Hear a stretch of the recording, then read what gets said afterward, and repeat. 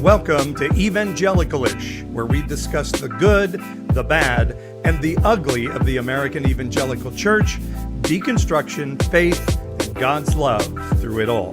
Remember, if you're listening to this podcast on Apple, Spotify, or any of your favorite podcast platforms, let us invite you to join the live interactive recording most Wednesday nights at 9 p.m. Eastern, 6 p.m. Pacific on the Evangelicalish YouTube channel. Now to this episode of Evangelical-ish. Well, hello, everybody. Welcome to another lovely episode of Evangelical-ish. I am April. I'm Paul. And it is Monday again. But you know what? Next week, our opening is actually going to be true. Because next Wednesday, whatever that date is, June... I'm going to get it. I want to say it's the 26th. Is that right? Yep. Yeah, June 26th, Wednesday at 9 p.m. Eastern, 8 Central, 7 Mountain, and 6 Pacific. And we have a very special guest coming on that show. Yes, we're going the OG time and the OG group. Jeremy will be back.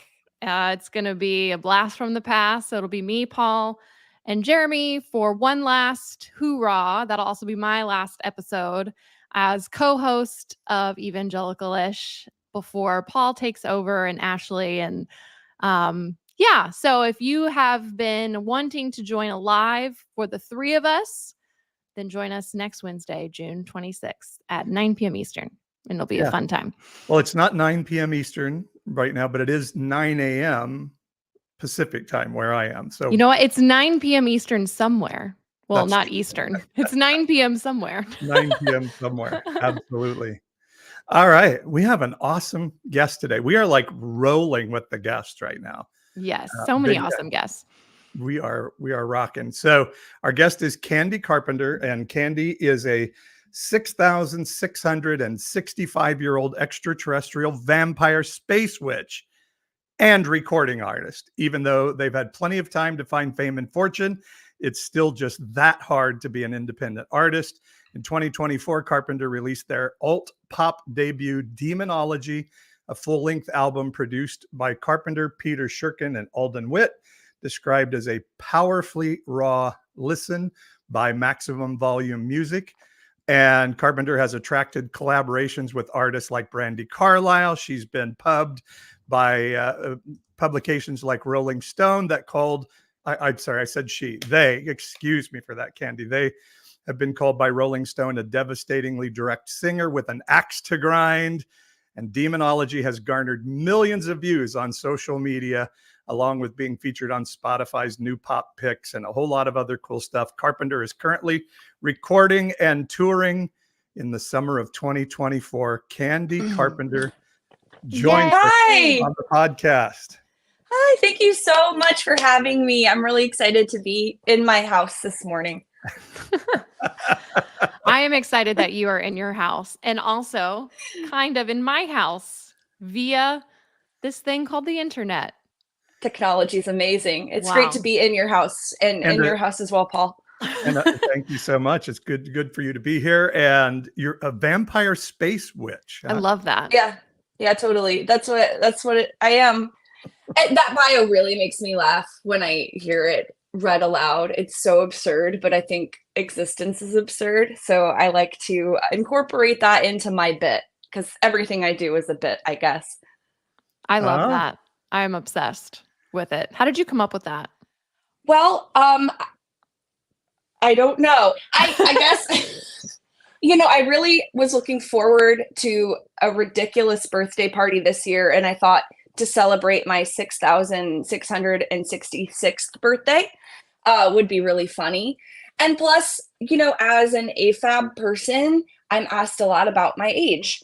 And it's my own little bite back at ageism in the music industry because it shouldn't matter how old I am to a label executive or someone in power in business because fans care about music and about the person and not about how old they are. I noticed there's a 666 in that age.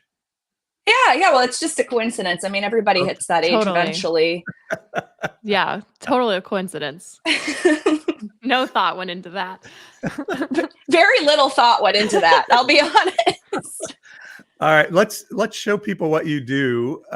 You definitely caught my eye on TikTok and social media with your music that is clever and beautiful, but just Thank you. tells my story a little bit. So let's play one of your songs here. Whoops, is that the right one? Where are you? And of course, I don't have sound, and so all these technical difficulties. Talk amongst yourselves as I Life figure is it out. one. I could hear big it. Could I you could hear it? too. Oh, Yeah. for some reason I couldn't hear it. Okay. Oh. Cool. All right, here we go.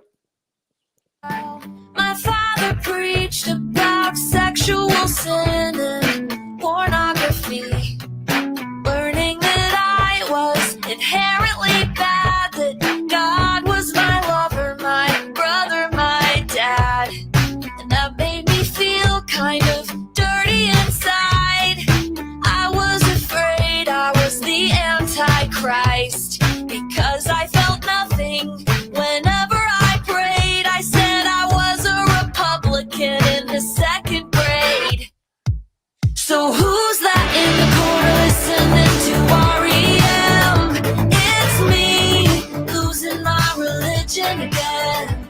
I didn't ask to join, it wasn't my fault. Growing up is like leaving a cult. Love that. Wow. Thank you. It's so true. The way that they it's so poignant too. Just the way that they talk about God the Father, but also like dating Jesus.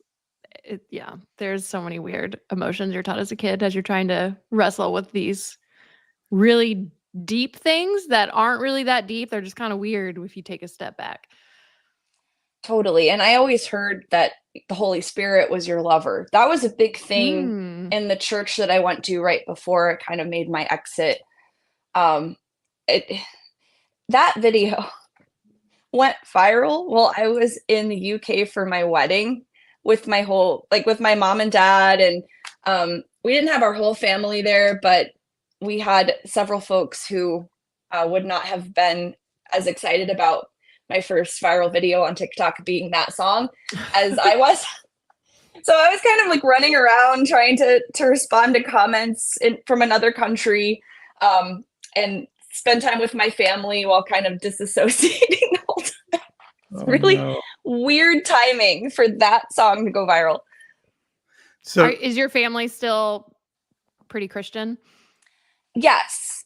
My dad was a Christian Missionary Alliance pastor when I was growing up. And we had a family gospel band, which I would love to tell you more about. It's quite the story. They're still very Christian, very religious, but they've made a lot of accommodations for me. I've noticed them changing and becoming more accepting of my friends, changing their mind politically, and that's been really exciting to see. That's awesome. And that's I'm impressed by them because Me too. reading your history, you weren't always necessarily, or at least didn't recognize your vampire space witchness. You were kind of like a country music phenom in your younger days. Is that right? And you said a traveling Christian band as well. I was a champion yodeler as a child. I was always a weird kid.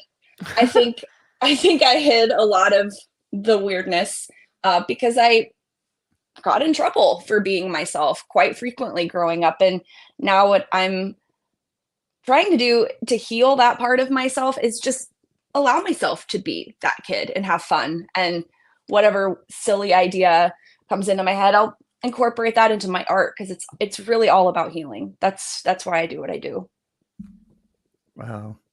And how do mom and dad feel about the music that is kind of directed at them at times? Well, we've never had that conversation, actually. I warned them about it. When I was writing the album, I was very stressed about releasing it because I told the truth and I told my story, and I didn't feel like I wanted to make an album unless I was able to do that. And that's the good and the bad.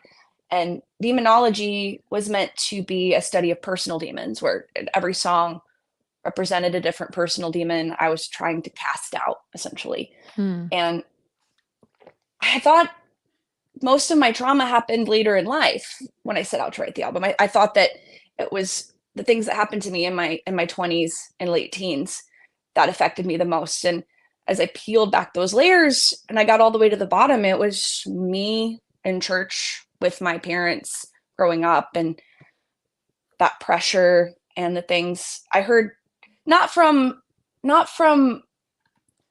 someone outside of the family, not from a pastor that I only saw on Sundays, but from my father who I lived with.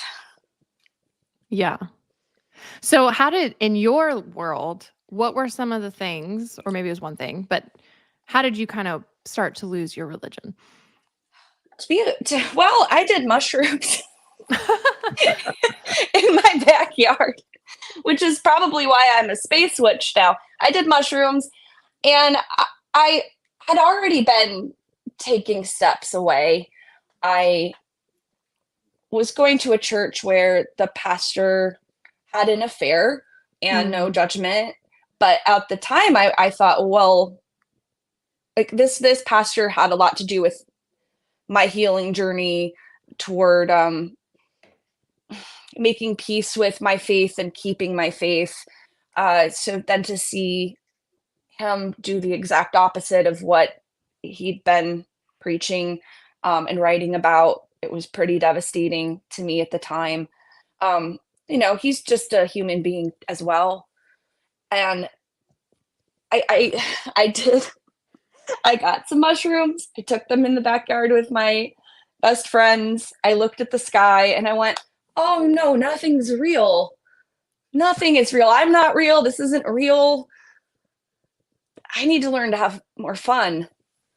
I don't know. I don't know what comes after this, but I have, not for sure, but I have my theories, and I have a lot of peace with where I am. And I think that I've on my journey out of the Christian faith, I prayed so often and asked God to reveal himself to me if I was on the wrong path. And I only felt encouraged toward leaving. I only felt peace about it. So I'm in a great place now, but I did spend most of my life on that path and trying to reconcile my own queerness, my own gender identity with what I believed and what I was taught growing up. Yeah. So tell us, I know you said you wanted to tell us about it. Tell us about your traveling gospel band. Interviews are so weird for me because I like to ask other people about themselves, and it's so strange when I think that's a Christian reflex. It's like, well, I should be ministering to you right now. It's not just a Christian reflex, it's especially like a female born in the church Christian reflex. It's like, no, you want to know about me, little old me? No. And I need to be humble. I'm humble. So you tell me good things about me, please. Well, if we can at any point talk about Paul and April, like, please, let's do that. Okay, so this is Heaven Sent. Oh my gosh, are you in that? No, not yet. Okay. I'm too little back in history in the time capsule. No, that is a cassette tape. Yes. Am I not incorrect? Yeah, that is. Oh my gosh. It's mint. It's never been opened. We may have people listening right now that don't know what that is and are listening and can't. It's something we used to put in a little machine, and it had tape in it, and it would turn and play music. I am displaying it on camera. I forgot. I was warned that this is an audio podcast, but I am a context anarchist. I can't help it. So in the picture on this cassette is my dad, my Uncle Jerry, my grandpa, my mom. And when I joined the group, the name of the band changed from Heaven Sent to the Carpenters with an apostrophe S because we belonged to Jesus. So But did Karen find out about this somewhere in the cosmos? no, we were never sued. I don't think we were popular enough for Richard Carpenter to seek legal action. But the funny thing is that my dad did upload the cassette to iTunes Ooh. a long time. It's not there now, but he called me and he said, "We have sold thousands of downloads. If I knew it was this easy to promote your music, I would have done this years ago." And I'm going, oh no. So I check, and sure enough, the reviews were abysmal. People were pissed. They really thought they were getting like never before heard Carpenter's songs unreleased. Oh And no. and it was my mom's Casio keyboard going so Aw. Wow. Hey, a buy is a buy. yeah, they did well. But we played churches all over the Midwest together, and that's how I really started singing. When I was 9, that's when I joined the band. Nice. I am on this cassette tape singing a song called "I'm Glad You're My Daddy" that my dad wrote. Oh. Aw. Was it about your dad or about God? It was about God. Oh man, I really thought that one would have been about the dad. I don't want to make fun of it because Yeah. my dad wrote it, and I don't want to make fun of my dad, but it's tempting. Fair. It's pretty ragged, that song, but I am really proud of the relationship I have with my parents now, and I don't want to do anything to Yeah. ever hurt their feelings. I get that. It's hard for me not to go to God is your daddy. Yeah, And I know. And the Holy Spirit is your lover. And yeah, we used to sing a worship song that would say, "All my fountains are in you." And I'm like, guys, now that could mean a geyser of life coming from God, but it also is very much like orgasmic. Yeah. As well. I don't know. Oh boy, those worship songs. That was really the final straw. I went to church with my partner who is agnostic. And he grew up in Seattle. He never went to church. He didn't have that experience. So I was doing the most to try to convert him. I was praying for him. I was witnessing to him. The problem is he's such a good debater. He's Mhm. really great at making points, and I could never win those debates. So I would go, well, you wouldn't know. You're just not filled with the Spirit like I am. So I'd pray, ask God to fill him with the Spirit. We're in church. This is big. This is a big win for me. I've been trying to make this happen. This is a big win for me and for the team. And we're sitting there, and I stand up to sing, and I am singing about blood and just being covered in blood and just pouring that blood all over me. I don't remember which song, but I looked down at him and I looked around the room and I thought, oh no, what's with all the blood? What's going on with the blood? And he was looking at me about the blood. We were all concerned about it. Yeah, I'll never forget the look in his face. And he was wearing sunglasses too. He refused to take them off. I told him that was fine as long as he went. What a memory. I feel like that's such an eye-opening experience when you're trying to, like, I remember when I would bring friends to my Pentecostal church, and most of my friends were already Christian, but they were like of the Baptist flavor, so they still kind of needed saving. But there's nothing like having a friend there who's never been to your church that makes your mind kind of put yourself in their shoes and to hear everything from an outside perspective. And like, I remember it seemed like every time I brought a friend, that was when the weirdest stuff happened. That like that on a normal Sunday, I wouldn't have thought anything, but with friends there, I'm like, oh, why do we have to have the runner sprinting around the room right now? We had one of those too. That she would get up and scream and right. run and it around. happened like once every 3 months. It's like, dang it, why did it have to be today? I was having so many mental health issues when I was going to one particular church. The church I was telling you about before the podcast began. And I really believed for a while I could speak in tongues. And after I was hospitalized, I no longer could. It was amazing how that just suddenly stopped. Wow. Wow. I've never heard of like the take back of the gift of tongues. It wasn't a gift. It was just something, happening in our church. It was kind of like a group hysteria thing. I think it was I never could do it. I was going to such an extremist church at that time that they told us everyone should be able to, and no one wanted to be the guy that couldn't do it. Yeah. Yeah. And they would tell us just to start saying whatever pops into your head, and then Holy Spirit your tongue will be released in Holy Spirit. And it's funny, I was about to make a joke about it, saying, you could just say, I come on a Honda, I come on a Honda, I come on a Honda. And I still feel like that's blasphemy of the Holy Spirit. I still have a little bit of something back here, like, yeah, maybe not make jokes about speaking in tongues, just to hedge my bets. It's really hard to lose that fear. That's still something I fight. Like intellectually, I know I'm fine, but I get attacked a lot in the comment sections of my videos, and it has taken quite a bit of, well, for lack of a better term, a lot of soul searching to come to terms with that and find peace with it, and not let it bother me.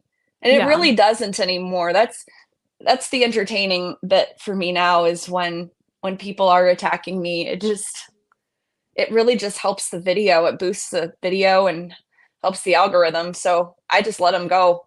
Sometimes I chime in.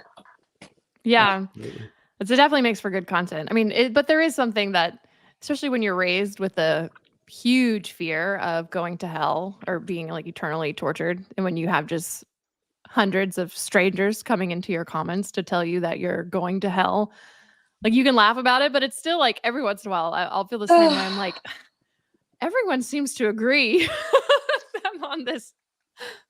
But yeah. Oh, your videos were a huge part of my healing. I know I say that word a lot. I say healing constantly, but I think it's active. It's something I'm still doing. And you made me laugh on days when I really needed that smile. So thank you, April. Like, I have been a fan of yours for a long time. Oh, why? I appreciate it. I do think there's healing, not to overuse that word, in laughter. And because a lot of what we all have experienced, when you take a step back, it's funny. It's ridiculous. And it's like, wait, what? I believed that my exposed shoulder would cause a grown-ass man to lust after my 9-year-old body. And, like, which is, I guess that part's not funny. That's kind of sad. But it's sad. It's like ridiculous to think that I grew up thinking that, like, just you get trained to basically police yourself and to put yourself in shackles. Like the church gives you the shackles, but then teaches you how to put them on yourself.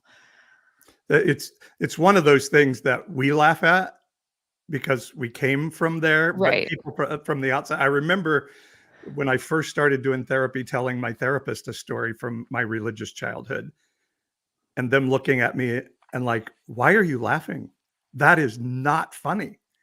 That's not funny at all." But I think we all kind of laugh about it to relieve some of the tension, maybe. Oh, I wouldn't be here if I couldn't make a joke. Yeah. It's the thing that keeps me going.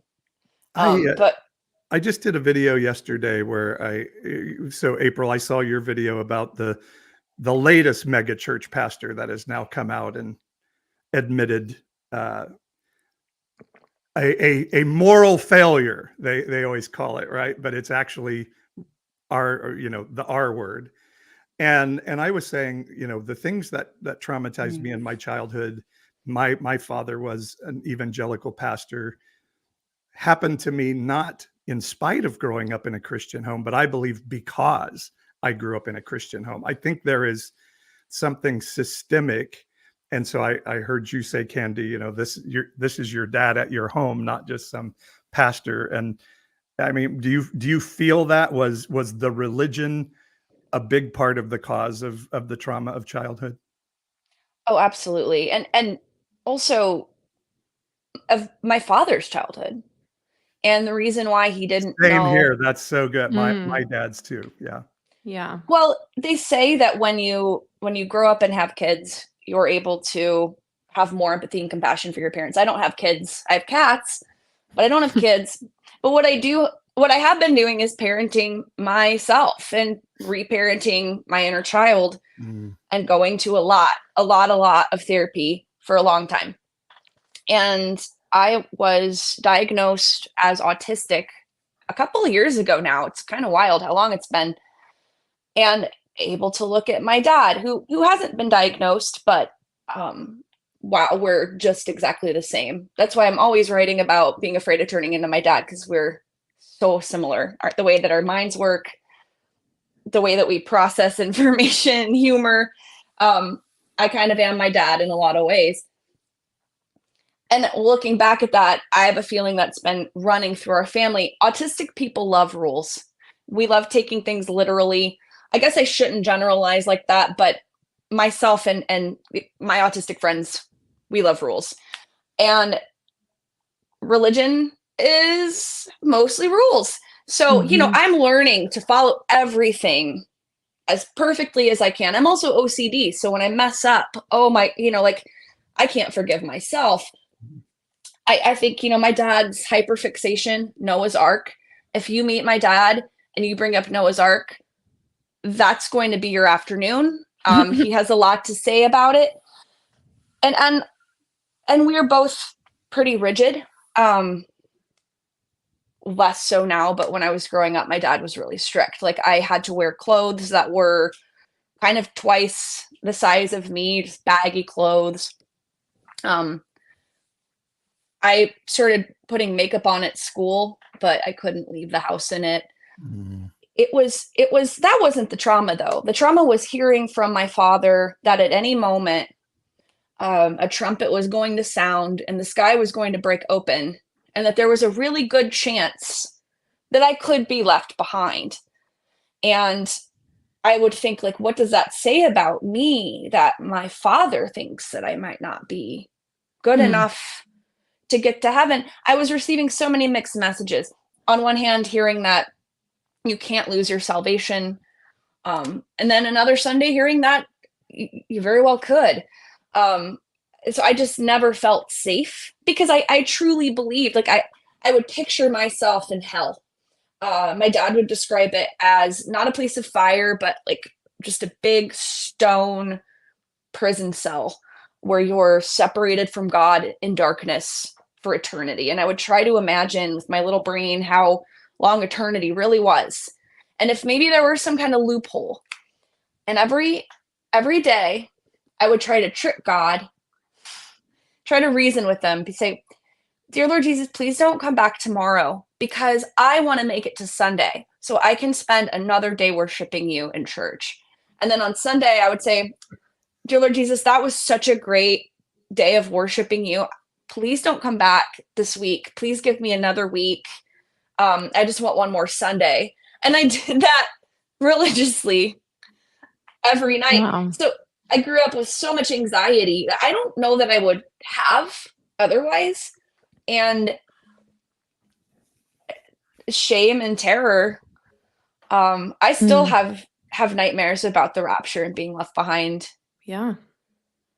And sometimes, I don't know if this happens to anyone else, but like if a really loud sound happens, rapture is the first place my brain goes still. Mm. And intellectually, I know that's not the case, but I still go straight there.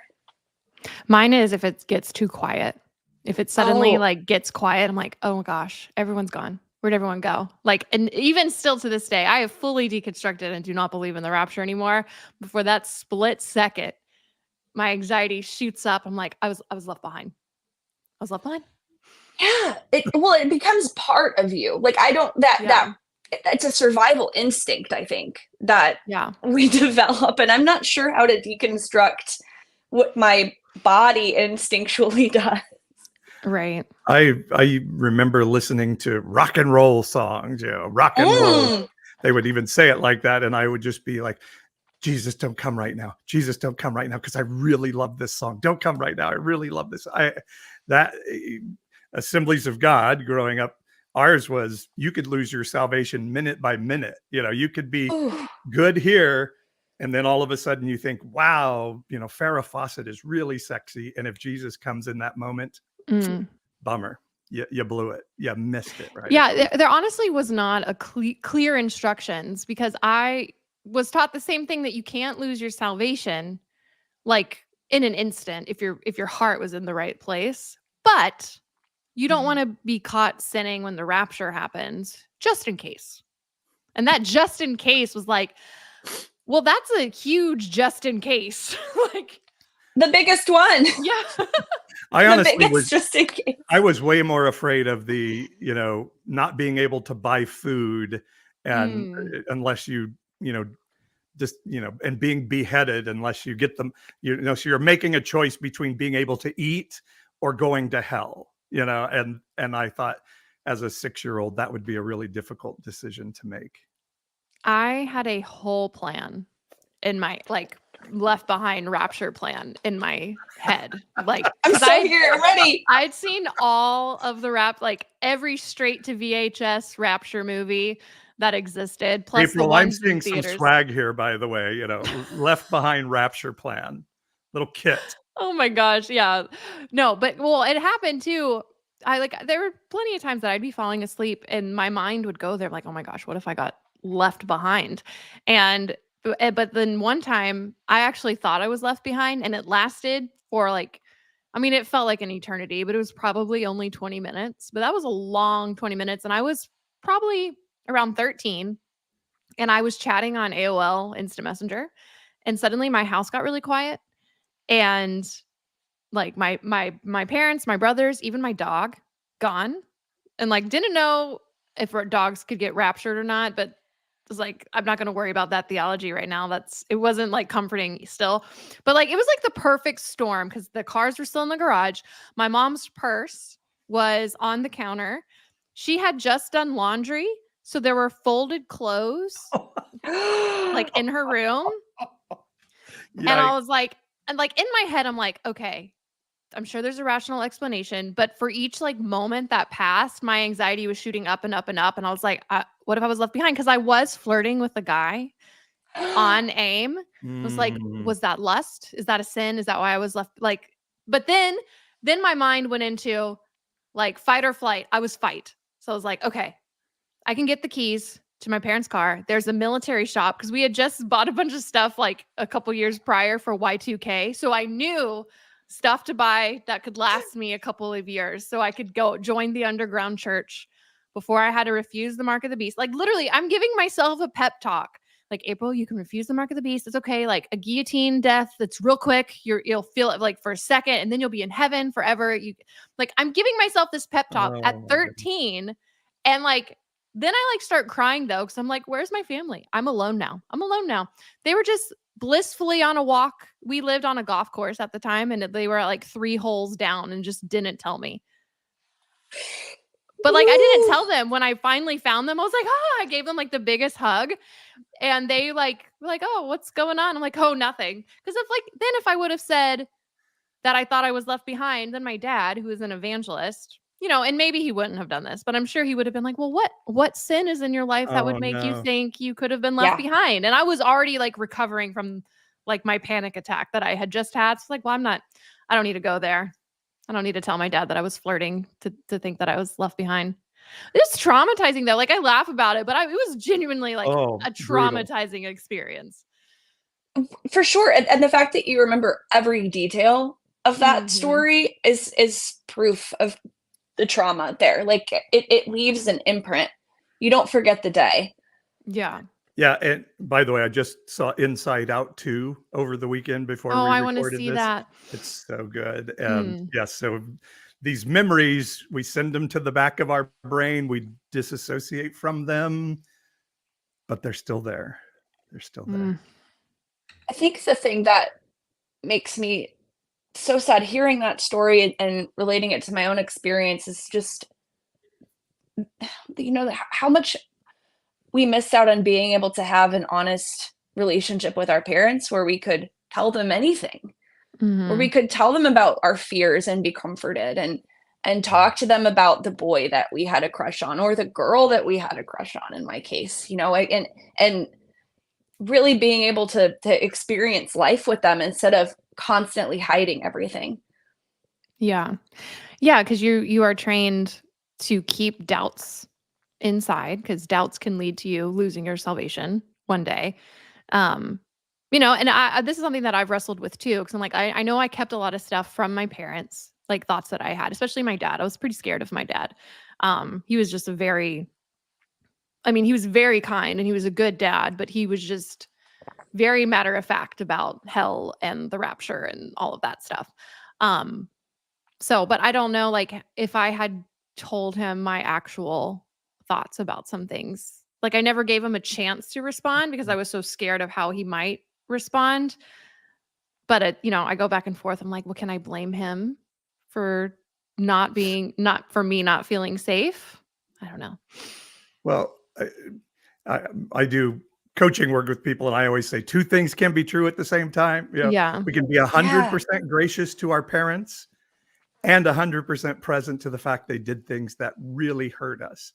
And in some ways, even though they were working from a deficit, they did make decisions to do so. So I think that's important, because I grew up like I always had to blame myself. I was evil. I was dirt. I was a depraved sinner. So everything bad that happened, everything good was because of God. Everything bad was because of me. And I had to take that all on myself. So I think it is important to be able to say, it wasn't my fault. No, my parents, while they were working from a deficit, did things that were disastrously bad. And I used to think, I'll turn on 700 Club and see if Pat Robertson is there. And if he is, then I'm okay. The rapture didn't happen. And then one day my dad told me, well, it's syndicated. Sometimes it's recorded. And so that may not be true. Oh, good. Way to make you feel better about yourself. Thanks, Dad. You found the one fail safe. Like, no, actually. Candi, I want to play another video, which is another great song that you have that I just love, so people can just see how you share your story in music. So here it goes. Sorry in advance, everyone. I'm a pagan, sold my soul to Carl Sagan, and I know that's your worst nightmare coming true. Remember when you said you love God more than you love me? No wonder I have these abandonment issues. I might be a witch because I like burning candles, and I have a crystal collection. But you believe you're possessed by a man who offers you cosmic protection. Don't pray for me, I don't need to be forgiven. Everybody goes to hell and somebody else. And somebody else's religion. I'll finish it. That line right there is so good. Everybody goes to hell in somebody else's religion, because it's so true. That particular song was the hardest to write. I think my mom and dad have heard it. I really do. Our agreement was they weren't going to listen. That's what thank you, Eddie. Eddie said, very nice, Candi. Appreciate you. It's hard to talk about this song. I grew up in country music because my mom and dad thought it was the most wholesome secular genre, and the options were either Southern gospel or Christian music or country. So to me, country music was the rebellious choice because it was secular music. And I continued to do what I'd always been doing and write and perform country music until COVID happened. And over COVID, like so many others, I had a chance to reflect and ask myself, why am I doing this? This isn't me. What would I be doing if I'd had the opportunity to make that decision for myself? I'm from Michigan. All my friends were listening to Blink-182 and Britney Spears and Eminem and Destiny's Child. I would be probably moving down that path if it had been up to me. So I started exploring the music that I hid in my room, that I listened to when my mom and dad were at work, and finding myself in the process. And my mom and dad actually went to our wedding at Stonehenge. That's how much progress they've made. It was a pagan wedding at Stonehenge. We had a crystal charging station, and we invited everyone to bring a crystal to charge. And my mom walked over to the grid, which shocked me. And I saw my friends start to laugh to themselves. I couldn't see why until after the wedding. My mom had written Jesus on the stone that she placed on the grid. And I thought that was incredibly powerful because she found a way to participate in my life while still being true to herself and her life and her truth. And it was one of the most special memories from the wedding for me, that my mom really wanted to be there and experience what I wanted to share with her. And I think this song and the album are the reason we're in this place now, because I think they listened. I know they did, because the other day I was in the car with my parents and Strawberry Starburst, the song about realizing that I, was queer, popped on the Bluetooth speaker in my parents' car and started playing. So I know she's been listening. And, I saw them yesterday for Father's Day, and they never bring it up. But I think they understand why I feel the way I do. I didn't live with them from the time I was 15 years old. They had moved me to Nashville on my own with a woman who said she wanted to be my manager. It's been a very confusing childhood to work through, because it makes no sense that while my family was so strict and my father was a pastor, they wanted to move me to Nashville to play in country music bars when I should have been going to high school. I don't understand that, and my therapist has told me to stop trying. I know my dad wanted to be a songwriter, and I think the hope was that would be something we could do together. I could record his songs.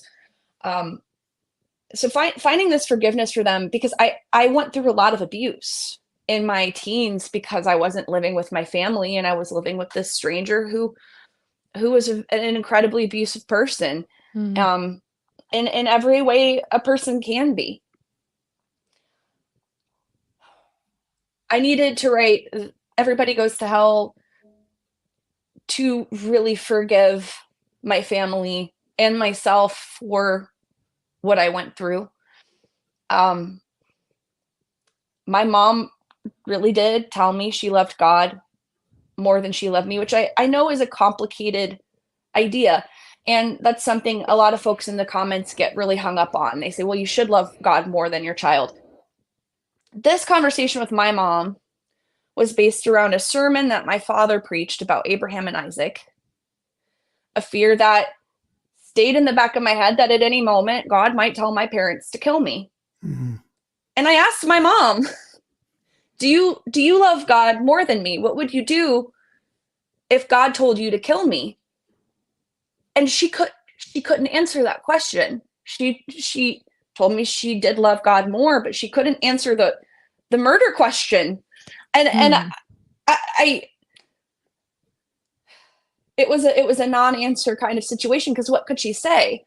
Her faith was telling her that if God directed her to do that, she'd have to do that.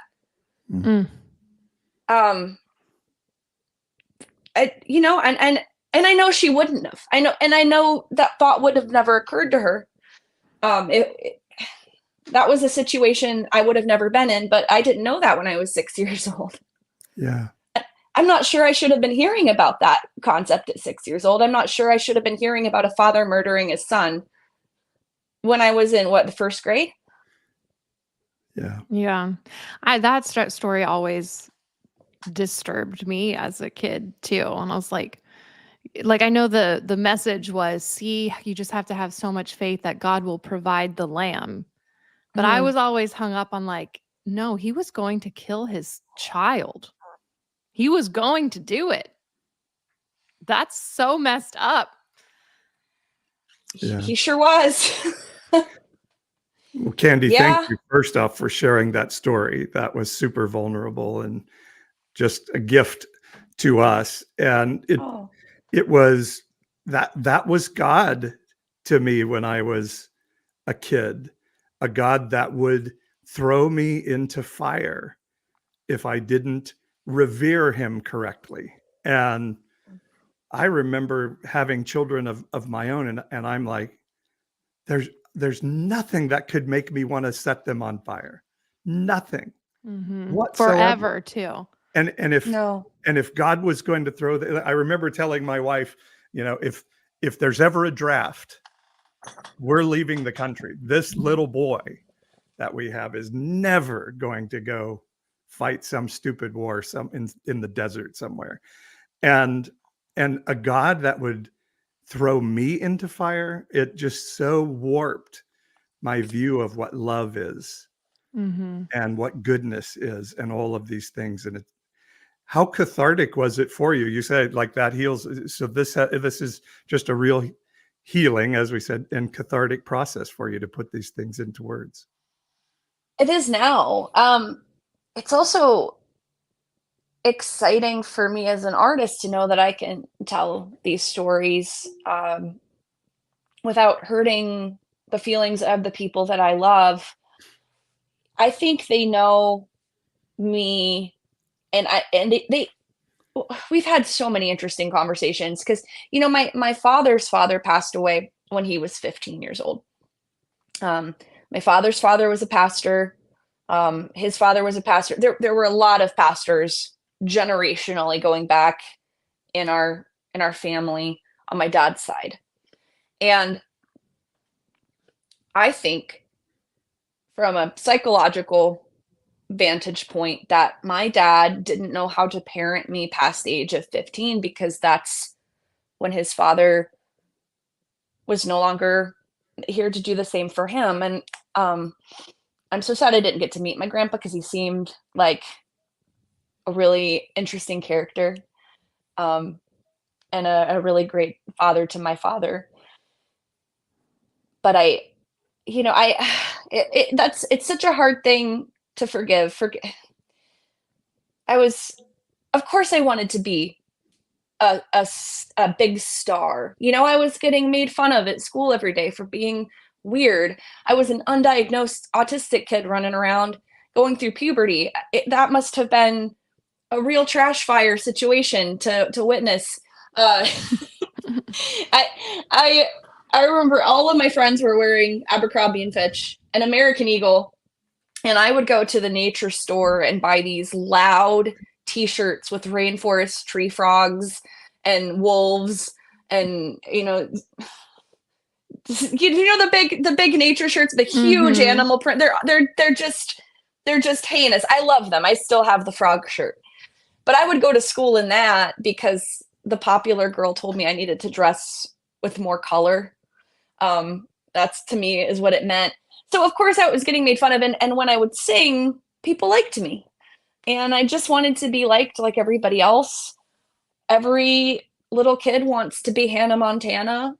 And I thought, wow, I'm going to get to live that dream and be a star and meet other stars. And there's no good situation for a sophomore in high school going away to live without their family in a show business town with a stranger. And I know that all too well, but I can find that forgiveness for my family. I really can. I know they were doing the best they could, which I couldn't believe until recently. Yeah. I think we're all doing the best we can. Yeah. I've come to that realization too. It's kind of a cycle. You know, our parents are just doing what they were taught to do and what is enforced in them. And I think most people are doing things that they believe is best. Not that that negates harm caused. And that doesn't include everybody. But for the most part, I think people have good intentions. And for both of you, I love your stories. And that story about your mom writing Jesus on the crystal just is a heart warmer for sure. You have families that are making choices that is your mom literally choosing you over her Yeah. theology. And that can bring so much healing as well. I think they thought we were going to sacrifice a goat and drink its blood or something at the wedding. I kind of think they thought that's what a pagan wedding would be. And so when all we did, was thank the elements and the sun and the moon and, have a little bit of mead, I think they were relieved. I think they went, oh, I guess this isn't all that different. That's why representation is important, because when you meet other folks who believe differently, you find out there's a lot of common ground. Yeah. Total side road, but I have to ask you. I saw a photo of you with Dolly Parton at the Grand Ole Opry. Tell me about meeting Dolly. I was at the same management company as Dolly for a long time. She smells like a candle store, and actually, that was from her 50-year celebration as a member of the Grand Ole Opry. I performed on that NBC special. That was my first time on national television. It was the scariest thing I've ever done and a lot of fun. And actually, that performance really helped inspire the concept for demonology, because a lot of people in Dolly's comment section said that I looked like I was possessed by the devil while I was performing, because I got really into this song and I got on the floor and threw my hair around and had a great time. And I looked possessed to some viewers. So I ran with that. I thought, well, maybe I am. I've heard that a lot in life. I've heard from a lot of pastors that I'm going to hell through the years. So maybe kind of like Lil Nas X and a lot of queer artists have done through the years, you just embrace that. It's like, well, if you think that's where I'm going, then I'll show you that I'm not afraid. I know I'm not going there. I don't believe in hell personally. And that's why I like to use the personal demon imagery. I'm not trying to upset anybody with the demon mess. Those are my personal demons. And I use that imagery to show people that it doesn't have power over me and that I'm not afraid of it. Mm-hmm. And I've learned in myself that the things that were called demons were actually parts of me protecting me from the shit that I had no other way to protect myself from. And we call those demons. And now I'm in the internal family systems therapy language of, no, that's a protector. And sometimes a protector will use very unhealthy means to protect your system. But that's all you got. And I believe there is no God in the universe that's going to curse you for using unhealthy means to protect yourself when you have no other way to protect yourself. I think of so many examples of when I was quote unquote sinning, and how much my mental health impacted my ability to quote sin or not sin. Undiagnosed autism, intrusive thoughts. And intrusive thoughts aren't necessarily something I can help. And I remember being in elementary school and my mom and dad taking me to see a self-proclaimed exorcist preach a sermon at a church in rural Ohio. And over the course of this sermon, he explained that all mental health conditions and disorders were the result of demonic possession. So even depression was just a demon living in your body.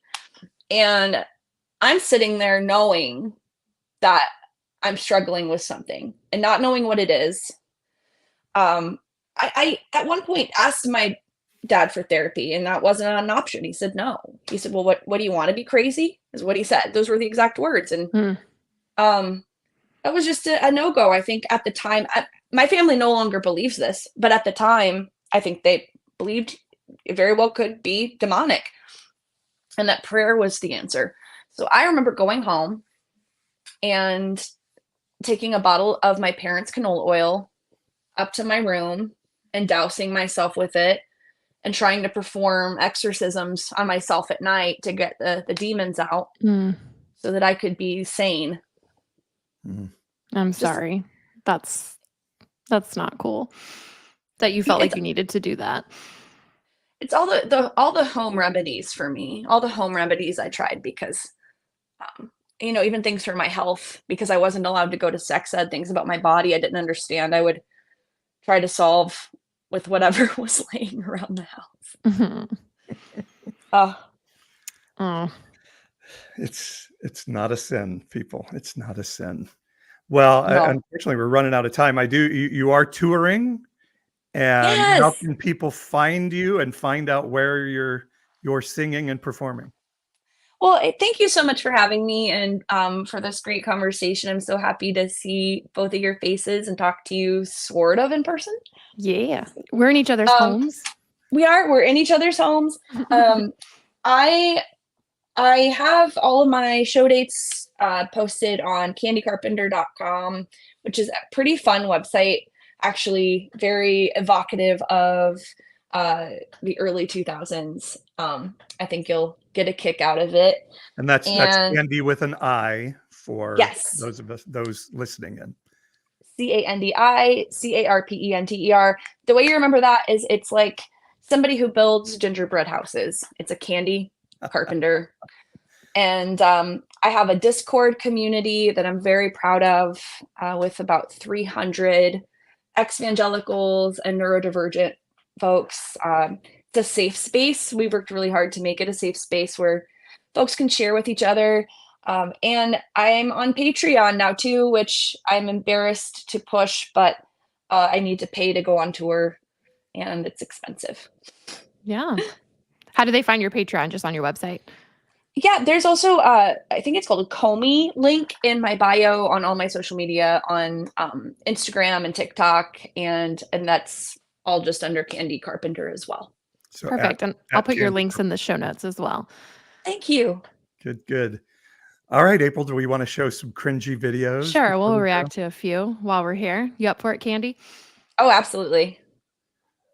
Do you want to go first, April, or you go first? We'll sandwich mine in the middle. Okay, this is I don't have his name in front of me now. He is a candidate for Congress. He's running against Lauren Boebert in Colorado, and he's talking about the fact that he paid for an abortion for a girlfriend years ago. Is he a Republican? He's Republican. So he's running against her in the primary. Correct. Okay. I don't know if the primaries are. I think they're still going that way. And yes, rules for thee, not for me. Check it out. Choice for your girlfriend. Why try to deny that choice to other women? So let me give you some context about that situation, because I'm a pro-life Catholic. Always context. And I believe everyone should choose life. Now, if you listen to my presentation on the House floor, did you listen to it? I did, in fact. I just quoted from it. Okay, so what was the major theme, and what did I had to repeat probably 20 times? Hold on, let me help you. Oh, I thought you were asking me a question. No, go ahead. In fairness, your logic was a bit scattered in that speech. What I'm asking you about is the fact that you said that you respected your girlfriend's right to an abortion and then gave her money to help her through an important time to live her best life. You did exactly what I did. But yet you've tried to deny that to other women. And I'm asking, why is an abortion good for your girlfriend, bad for other women? That's my question. Simple question. Okay. She had an abortion. Was that her choice? Yes. Did she have that right? Yes. Was it my choice, Kyle? No. Why do you seek to deny the choice that you said was best for your girlfriend's life? Let me finish explaining. Why do you seek to deny it to other women? Let me. I don't. I don't. You have voted to restrict abortion access as a Well, legislator. and I have. And I'm a pro-life person. I think you should try to choose life every time. But there are exceptions. And there are times when you need abortion. Abortion is a medical procedure. Is one of the exceptions when Richard Holtorf's the father? No, it is not. It's not about me. Don't personalize it and make it about me. It's not. You told the story on the House That floor, doesn't matter. sir. Okay. That doesn't matter. That's a story. Okay. That's not that important. It's only important when I my want it to be gosh. important. Cognitive dissonance. Yeah, I know. I was about to say that. Wow, that is put that under the definition. Like, no, I am pro-life, but abortion is a medical procedure that there should be exceptions for. But no, I didn't choose it. Oh my gosh, his brain, right? The gymnastics going on in his brain. Get an Olympic gold medal for. I just think it's got to be these Christian politicians are like, oh, I can be, virulently anti-abortion because when my family needs it, or my girlfriend or my mistress will be able to get it, but I'll still look good and be godly for banning it for everybody else. It honestly sounds like he's probably personally pro-choice, but because of the groupthink that is in the two-party system, he can't be pro-choice, or he would, unless he flipped to be Democrat. Yeah, crazy. That hurt my brain. Yeah. That's why we call it evangelical cringe. Yes. Okay. All right, April, give I've us got your one. Speaking of cognitive dissonance. hot off the presses, you said. Yes. Smart guy. Sorry. So this woman, her name is Isabella Moody. She has a YouTube channel. She's trying really hard currently to be like a far right wing commentator. Like, she's making space for herself. This is how she's branding herself. So this is on a podcast that she's talking. So here we go. Women aren't smart, guys. Newsflash, breaking news, we aren't smart. Let's be real, because women, I don't even know what I want. I'm so indecisive. As women, we're indecisive. That's why I love having a husband to make all my decisions for me, and I don't have to deal with but what if I did this and that would be better and blah, blah, blah. Like, that's how my mind works, and that's why we should never listen to women. Boom, mic drop. If I were to ever run for office, but wait, hold up. I want to point this out. I do not think that a woman should ever be a politician, be a leader, be president, whatever. But in this little hypothetical scenario, if I were to ever run, my slogan would be never listen to a woman. That's it. I she, want to as a laugh. woman, is I- saying don't listen to women while telling people what to do as a woman that we shouldn't be listening to. And ironically, I don't want to listen to her. That part's true. That she got me there. I was about to say I want to laugh at that video, but it's really painful if you think about the self-hatred that she's been taught. I know. To be- Internalized misogyny is a beast. Is her husband like setting up her studio for her every time she records her podcast? I mean, she's trying to start a whole business as the figurehead of the business. Is that all of this is just her husband's idea? Her husband's writing all the copy for her to say. This is so confusing. It's very confusing. Harrison Butker, it would make perfect sense to him. That's However, a Harrison Butker wet dream right there. yeah. All right, I have one more clip. This was I watched a very fascinating debate between Alex O'Connor, who is a pretty famous atheist YouTuber from Britain, and Dinesh D'Souza, who is Oh gosh. maybe well known for his 2000 Mules documentary that just took 2 hours of my life I'll never ever get back. He also made 2016 Obama's America that scared the crap out of me. It came out in like 2012. And I thought for sure Obama was going to turn America into a socialist country. And I didn't even know really what socialism was, but I knew it was bad. Well, Alex O'Connor's going to challenge Dinesh's brilliance. The debate was entitled, is the Bible to be believed? And Alex O'Connor's going to challenge him with some contradictions. It says that after the birth of Jesus, the family fled to Egypt. Matthew says that they went to the Jerusalem temple Are they both correct, or is one of them wrong? Who the heck cares? I mean, look. Well, I do, and so do well, you probably do, the but, people who but, are but listening let me to a debate let me about say whether the let me Bible say is why true. let me say why what you care about is not only trivial, but indicates a kind of unwillingness to try to get what the text is trying to I'll communicate. tell you why I don't think it's trivial. Luke says, when he records the flight to Egypt, and then they return from Egypt, he says, this is so that we can fulfill the prophecy from Hosea chapter 11, out of Egypt I shall call my son. It seems to me like what Luke is doing here is attempting to display Jesus as the fulfillment of the Old Testament prophecy. And in fact, he tells us that that's what he's doing.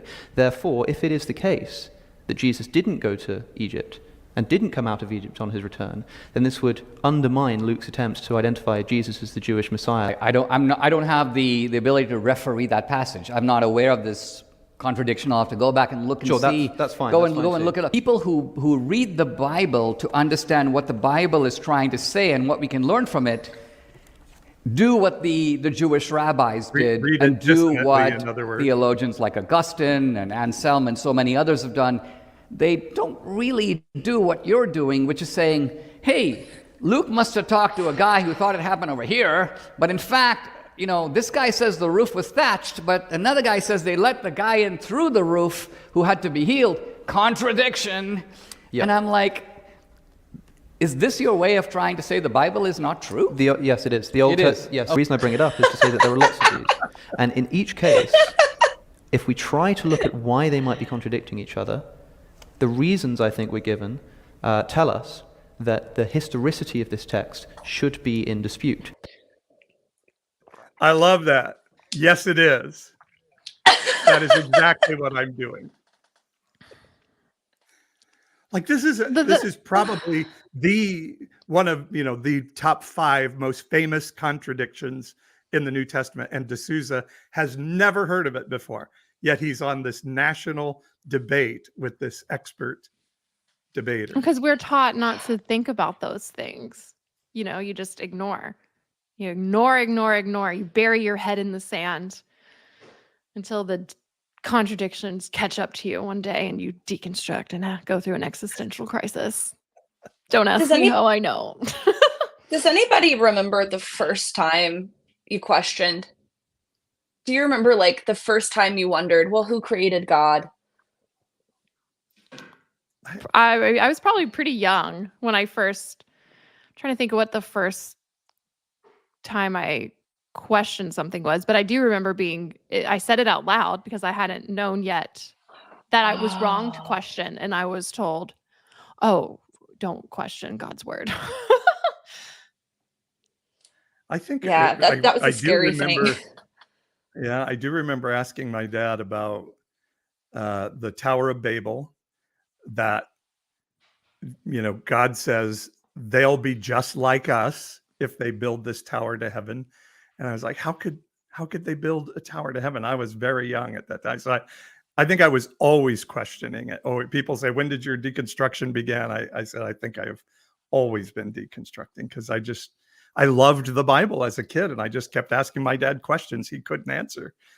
And so it's always been that way a little bit. I love that. Yeah. What was your I do first remember time? asking about Noah's Ark. I mean, like, really? God killed So many questions. everybody in the world? And, then they were just like, yeah, but they were really evil people. So I just was like, oh, I was thinking just like a world full of like serial killers or something. Like it took me a long time before I realized, like, no, like those would have just been regular people. I remember asking, I think my dad, well, what about the babies? And my dad said, well, God knows everyone's heart and God knows everyone's future. And he knew that those babies were going to grow up to be just like their parents. Oh, wow. Oh my gosh. Yeah. I remember, I think one of the first things that really hung me up, like that confused me, was around abortion, because we were also very Republican and I knew that abortion was bad. But I remember asking my dad, where do aborted babies go? Do they go, like, if we believe that they're babies, like full souls, where do they go? And, we believed in the age of accountability. And so, they were innocent, so they would all go to heaven. And I remember thinking, well, then it would be a mercy to abort them, because then they don't have the option to quote unquote choose hell, like we believed it was They a can choice. never be left behind. Right. Then I'm like, well, then we should be cool with it, because that actually saves us work. We don't have to convert them later in life. They just straight to heaven. They didn't like that answer. It's like, but that makes more sense. If our goal is to get souls into heaven, then that's like a loophole. We need to hang out. I've had this exact same thought and conversation about the abortion issue, and I think that growing up Christian is the reason why I write songs, because I love a good parable. And I have a parable to end on, because I know we need to go. Yay! And it's about when I started questioning God. I was in middle school, and I had these parachute men on the ceiling, the little army parachute men with like the plastic parachute on the string, and they were all stuck to my ceiling with safety pins, and they weren't even in there very well. Like they could have fallen out at any moment. And I'd been questioning everything, walking home from school, thinking about who created God, the most obvious thing, the first question. And I remember praying and asking God, if you're really out there, send one of these parachute men falling from the ceiling while I sleep. When I wake up, I'll know that you're really there. And I did this for weeks, every night. And a parachute man never fell. And I asked a pastor about this, and he said, we shouldn't question God. God will never drop a parachute man, because you're testing him. And it's a sin to test God. And that set my deconstruction back years. I hear a new song in our future. God send a parachute man, or God won't send a parachute man. Oh my gosh. Well, Candi, what a treat to get to meet you, and love your stuff, and keep doing your stuff. So great to meet you both. I love what you're doing here, and I just really appreciate you making and creating art that helps other people. Well, I feel the same about you. Your songs are seriously a deconstruction poem. It's like water to my deconstructionist heart. Well, thank you, friend. Appreciate that. So everyone go follow Candi Carpenter, get their music. And yeah, thank you so much for being here. Thanks for having me. And next Wednesday, we will be live streaming at 6 o'clock Pacific, 9 o'clock Eastern. Not this coming Wednesday, but a week from Wednesday from when we're recording.